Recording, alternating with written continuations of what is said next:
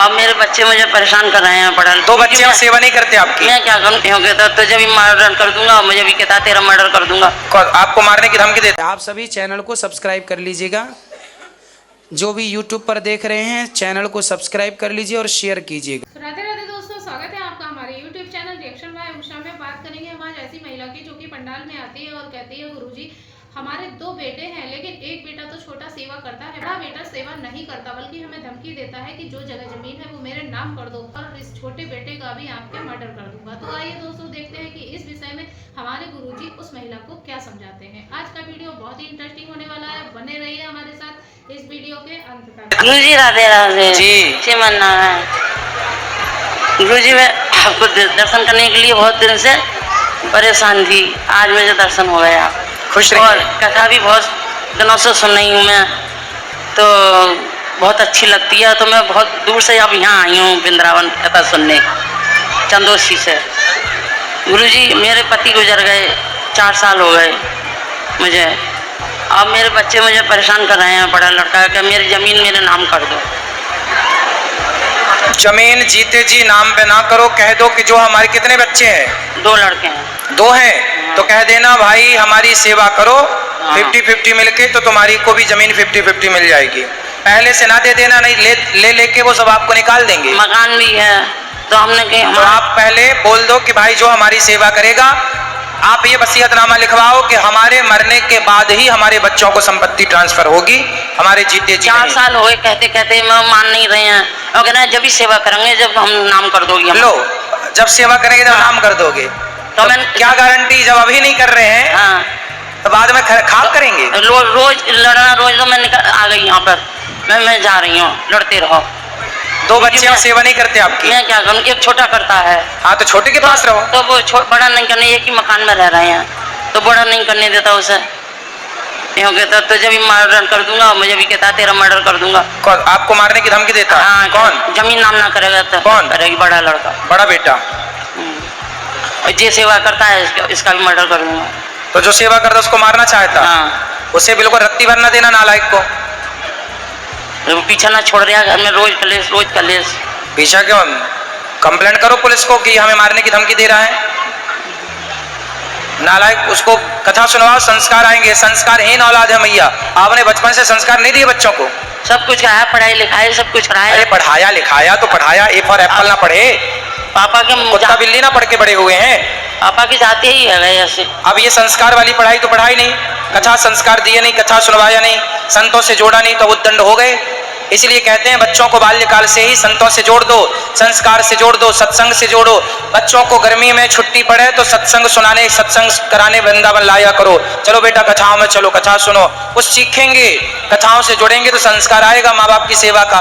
वरना लो बेटा आपको मारने की धमकी दे रहा है। आए नहीं, उसको ले आना हमारे पास। अकेली चली आई, फिर मैं आप उसको ले आना हमारे पास, समझाएंगे। आते ही नहीं गुरुजी। हाँ वो नहीं आएंगे, नहीं आते इसलिए तुम्हें मारने की धमकी दे रहे हैं मैया। हाँ। आते होते तो वो अपनी माँ को भगवान मानकर पूजा करते, मारते नहीं। महाराज जी अकेली यहाँ कितने दिन रहूँ? हाँ अकेली यहाँ कितने दिन रह सकती हूँ मैं? अब वो तो अलग विषय है, पर अपने बेटों को समझाओ, लेके आओ, छोटे बेटे के साथ रहो और पुलिस को बता दो कि हमें मारने की धमकी दे रहा है।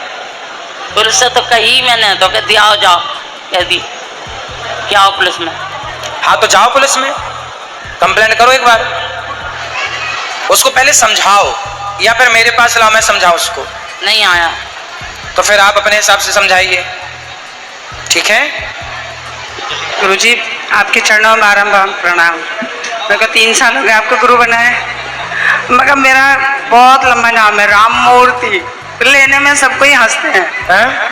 राम मूर्ति नाम है आपका? हाँ, तो सब हंसते हैं कि बहुत बड़ा नाम है। राम मूर्ति नाम है आपका? हाँ। बहुत अच्छा नाम है। छोटा सा कर दीजिए। राम मूर्ति? हाँ तो अच्छा तो है, आप छोटा नाम काहे करना? अब तो आप बहुत समय बीत गया, बच्चा जो है, अब तो आप राम राम जपो। नहीं जपती, आपसे मैंने गुरु दीक्षा ली। बस वो नाम जपो, बाकी नाम में क्या रखा? मैं पिछले साल अच्छा नाम है आपका, बहुत सुंदर नाम है राम मूर्ति। फिर अच्छा तो इससे सुंदर क्या हो? बस मैं भक्ति में ही आना चाहती हूँ, बस मेरी चाहती खूब बड़े वो हो नहीं रही। क्या चाहती हो? डब्लू नाम रखना चाहती हो अपना? नहीं पिंकी? नहीं। हाँ। आप बताएं। चिंटू पिंटू? फिर क्या नाम रखना चाहती हो? छोटा कोई राम दासी से छोटा है। क्या है? प्यारी जी की दासी या भगवान की दासी तो बनना ही बनना, वो तो हुई हुई। आप राम सबसे छोटा नाम है, 2 अक्षर का प्यारा नाम, धन्यवाद। अच्छा नाम है। बस मैं तो यही चाहती हूँ कि बस भक्ति में ही आना, मुझे और कुछ नहीं करना। खुश धन्यवाद। राधे राधे गुरु जी। जी। गुरु जी जो कोई डांट सुन लेते तो एक कान से सुन लेते, दूसरे कान से निकाल क्यों नहीं पाते? डांट? हाँ, गुस्सा क्यों आता है? आपको गुस्सा आता है? हाँ, तो आप एक कान से सुन लिया करो, डांट फटकार माता पिता की दूसरे से निकाल दिया करो, क्या दिक्कत है? निकाल नहीं पाता हूँ। अरे कोशिश करो, कोशिश करोगे तो निकलेगी।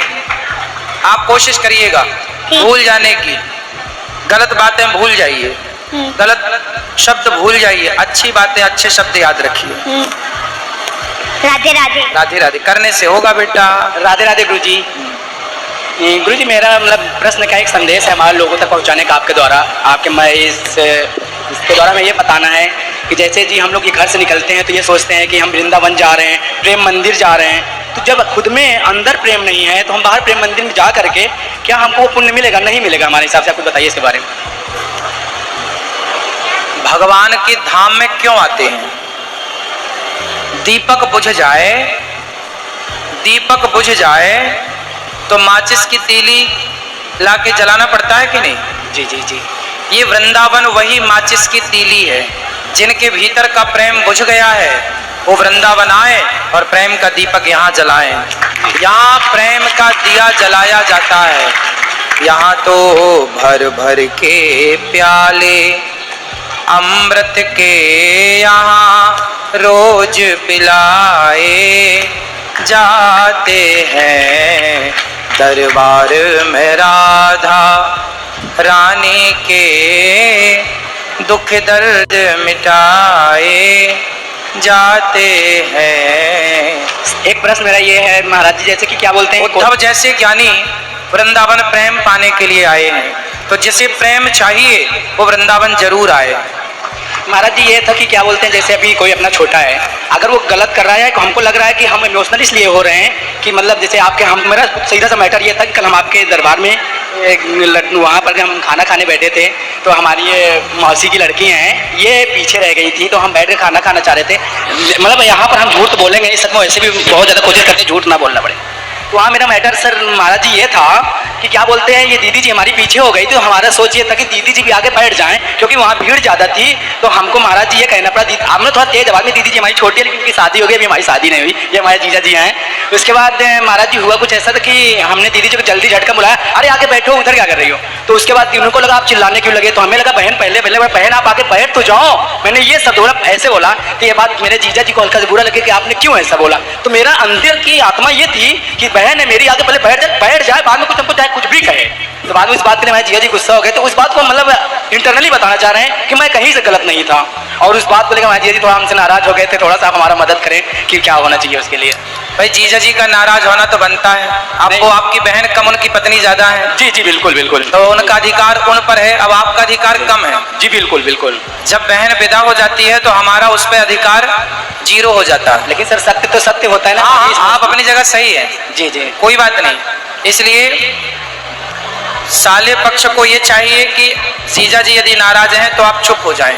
जी जी बिल्कुल बिल्कुल। और रिश्तों में चुप रहा जाए। जी जी ज्यादा बोलने से और ज्यादा सफाई देने से रिश्ते और बिगड़ते हैं। जी जी जी समाधान है कि थोड़ा सा दूरी बनाई जाए, जी है ना, कम बोला जाए और केवल सम्मान दिया जाए, बस। और एक संदेश हम और देना चाहते हैं महाराज जी ये चीज़ की, जैसे कि हम लोग घर से निकलते हैं, जैसे हमको वृंदावन जाना है, कहीं वैष्णो देवी जाना है, हम लोग जाते हैं और रास्ते में ट्रेन में बैठे रहते हैं, एक कोई ऐसा ही बुजुर्ग आ जाए या माँ आ जाए, हम ज़्यादातर लेडीज़ों को सम्मान करते हुए हम कोशिश करते हैं हम खड़े हो जाएं, लेडीज बैठ जाएं। ये मेरा मतलब हम आपसे ये कहना चाहे स्ट्राइक कहना चाहते हैं कि बात को ज़्यादा से ज़्यादा फैलाई जाए, बताई जाए कि हमारा सही पुण्य वो है कि हम अगले को जगह दे दे, वो बैठ जाए। यहाँ पर हमारा आना कथा सुनना उतना शुभ नहीं है जितना मेरा प्रथम कर्तव्य, पहले उसको जगह दे दो अगर वो उस लायक है तो। अगर एक बहन खड़ी है, लेडीज खड़ी है, तो मेरा बैठना एकदम गलत है पूरी तरीके से।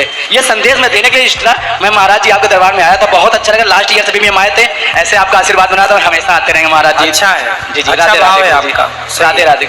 खुश रहिए। तो देखा दोस्तों कि आज की वीडियो में जैसे कि वो बूढ़ी महिला इस पंडाल में आई और गुरुजी से कहती है कि गुरुजी हमारे बच्चे हमारी बिल्कुल सेवा नहीं करते, हमारे पति को गुजरे 3 साल हो गए और जब से हमारे पति गुजरे हैं तब से वो हम पर ज़्यादा अत्याचार कर रहे हैं। वो बड़ी बुजुर्ग रो रो के अपनी दुख भरी ऐसे कहानी सुना रही थी, जिसे सुनकर पंडाल के सभी लोग रह गए हैरान।